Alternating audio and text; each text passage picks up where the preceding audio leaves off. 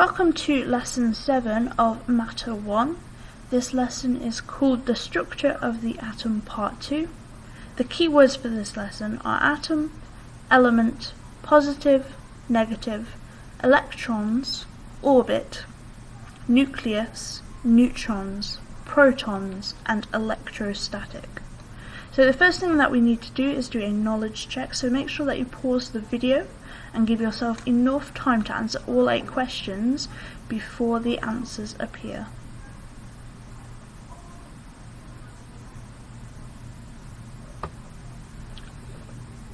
So here are the answers. So the charge of an electron is negative, specifically -1, so -1. The charge of the nucleus overall is positive because it is made up of protons and neutrons, protons being positively charged and neutrons being neutral, so having no charge. Atom in Greek is indivisible or indivisible, just means that it can't be divided into more stuff. It's certainly atoms are made up of subatomic particles, but in terms of the smallest particle that you can have, an atom is then the smallest. The subatomic particles found in the nucleus are protons and neutrons.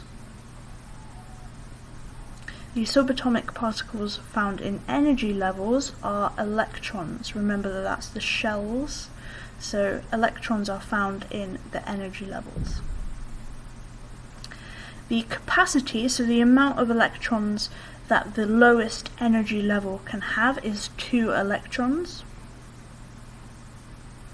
The charge of a proton is positive, specifically +1, so +1.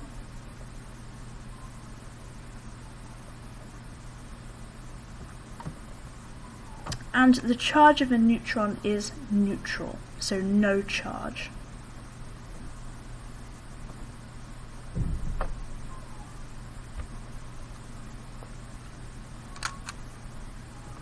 So today we'll be looking at the structure of atoms, so continuing on from last lesson about the structure of atoms. Now the energy levels are filled up with electrons from the inner energy level, so that is the level closest to the nucleus, to then the outer energy level, the energy level furthest away from the nucleus. Each energy level has a maximum capacity. This is the largest amount of electrons that that energy level can carry. So an energy level, depending on which energy level it is, can only carry a certain amount of electrons. This then equals the number of elements in each period of the periodic table. So remembering that periods go across, so the maximum capacity of the energy levels coincide with the amount of elements in the period of the periodic table. For example then, period 1 has 2 elements, this is hydrogen and helium, and this then means that the first energy level 1, so compared to period 1, can only carry 2 electrons. Period 2 has 8 elements on its period, and the second energy level, so energy level 2, has a capacity of 8 electrons. Okay, and this goes on and on.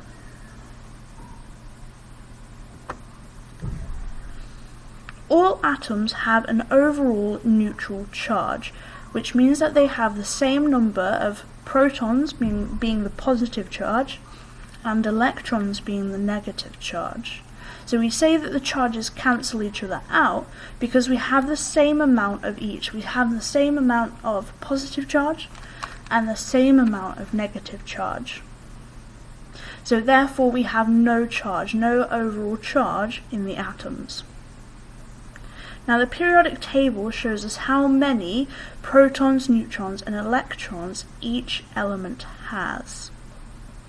The atomic number is the number of protons. It's also then known as the proton number because the atomic number tells you how many protons are in an atom of that element. Because atoms have the same amount of protons and electrons, there's the same amount of each, you can use the number of protons to work out how many electrons there will be, because in an atom they have the same amount. Now, working out the number of neutrons is a little bit harder because it's not necessarily the same number as the protons and electrons. It might be the same amount, but it might not. And the way that we work out how many neutrons an atom has, or an element has, is you use the mass number. Because the mass number is the number of protons and the number of neutrons added together. So the mass number represents both the protons and the neutrons.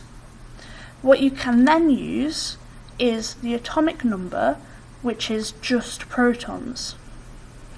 So by taking away the atomic number, the number of protons, away from the mass number, which is protons and neutrons, you can then find the number of neutrons. So you can see the equation at the bottom showing you then what to do to calculate the number of neutrons.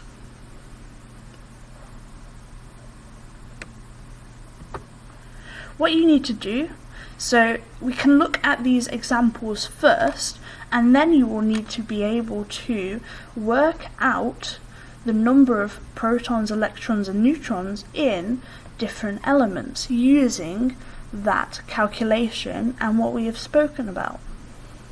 So, these examples then, we have helium, lithium, boron and argon. And you can see that they've worked out the amount of neutrons by using the mass number, take away the atomic number. So remember that the atomic number is the number of protons. So for helium it is 2, for lithium it is 3, for boron it is 5, and for argon it is 18. That's the number of protons, the atomic number. The number of electrons is the same as the number of protons. So notice that these numbers are all the same. The different number then is the mass number and possibly then the number of neutrons. It might be the same or it might be different. And the way that you calculate it is then using the mass number. So you take the mass number and you take away the atomic number, the number of protons, to just get the neutrons, because mass number is both protons and neutrons. So you can see that for helium, the number of neutrons is the same as the protons and electrons, but for the rest of them, the number of neutrons is different. Now, something that you might come across later is things like isotopes. So isotopes are the same element, so they have the same protons and electrons, but they have a different number of neutrons. In order to help me remember that, I remember isotopes have naughty neutrons. It means that they have a different number of neutrons, and they're trying to trick you because the protons and electrons are the same, but an isotope of an element is the same element, but it's just got a different number of neutrons. It's similar then to the idea of an ion, where an ion then has a different number of electrons to the original element. Using this idea then, and we aren't looking at isotopes in this example, we are only looking at the raw element. So try to fill in the table as best as you can. You can obviously use the periodic table to help you, remembering using the mass number and the atomic number, and you can use the number of protons to work out the number of electrons. Okay, so try your best, give it a good go, and we will then talk through the answers. There is also an extra part of this table, I think on the next page, so make sure that you do the whole table, because this is not the complete table. So fill all of it, and we'll then go through the answers.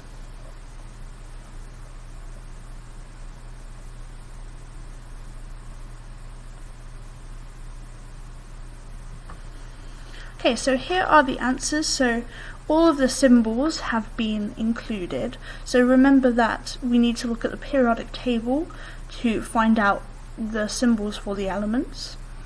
We can also then find out the protons using the atomic number.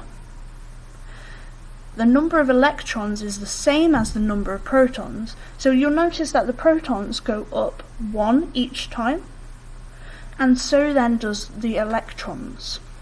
Because in atoms, they are the exact same. The protons and electrons are the same amount. It is then the neutrons that are the tricky ones to calculate. So to do that, you need to take the mass number, you minus the atomic number to then get the number of neutrons. Make sure that you mark your work in a different coloured pen and make any corrections that you need to.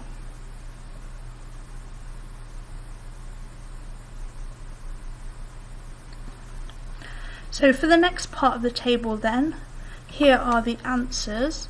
So again, the pattern continues in terms of protons and electrons increasing by 1, but again the neutrons are a bit different and you need to make sure that you calculate those properly.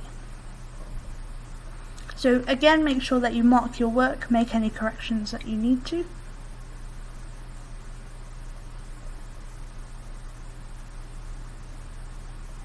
Now for the last part of the lesson, you need to do an application and knowledge check. So make sure that you give yourself enough time to answer all 11 questions before the answers appear.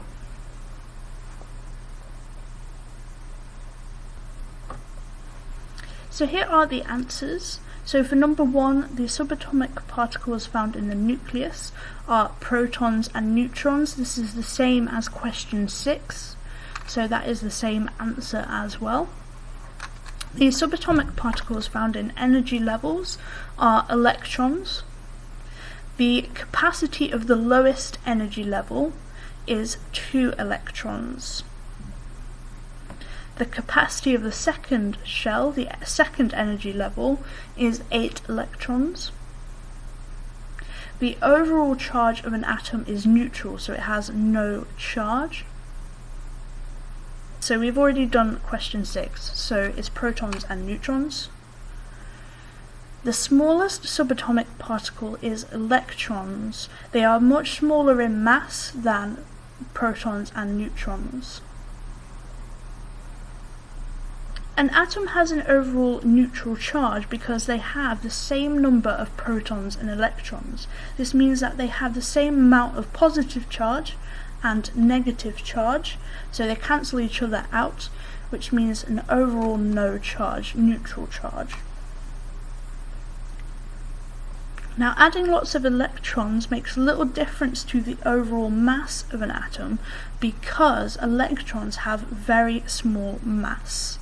They are so small compared to protons and neutrons that they don't make that much difference to the overall mass of an atom when you add more.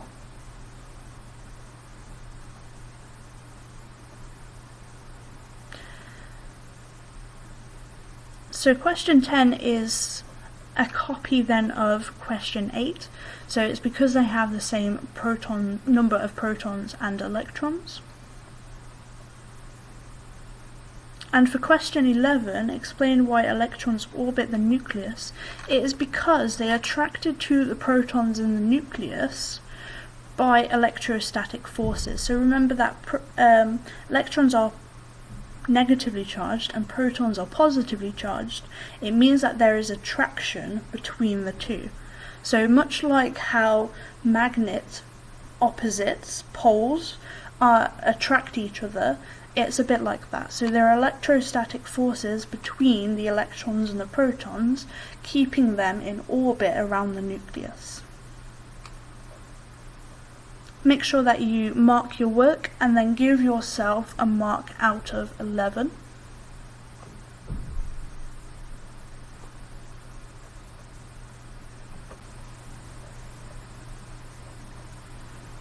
There is an extension activity underneath. So this is relating to isotopes that I spoke about briefly earlier, so do have a go at that if you wish to, and I will go through the answer to this extension activity as well. Make sure that you pause the video to give yourself enough time to answer the question.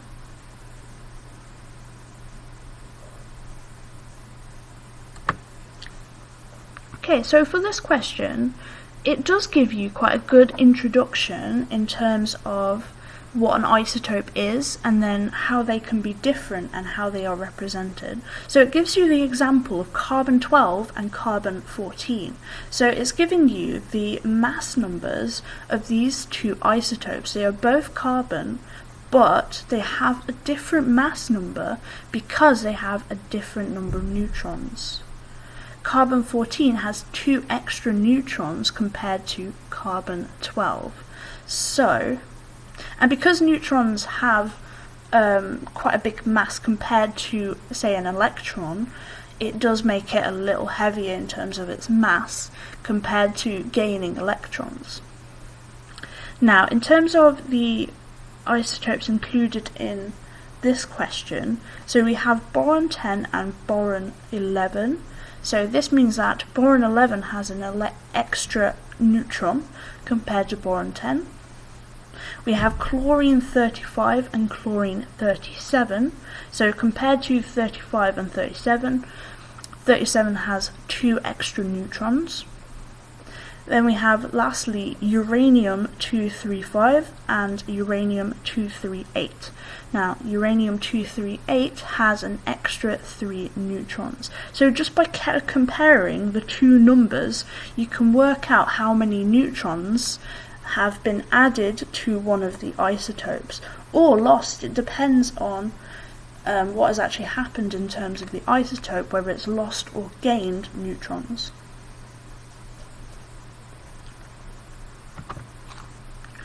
Lastly then, make sure that you go through your keywords and definitions, so give them perhaps an underline or highlight just to go through these keywords and make sure that you really understand the definitions of these words.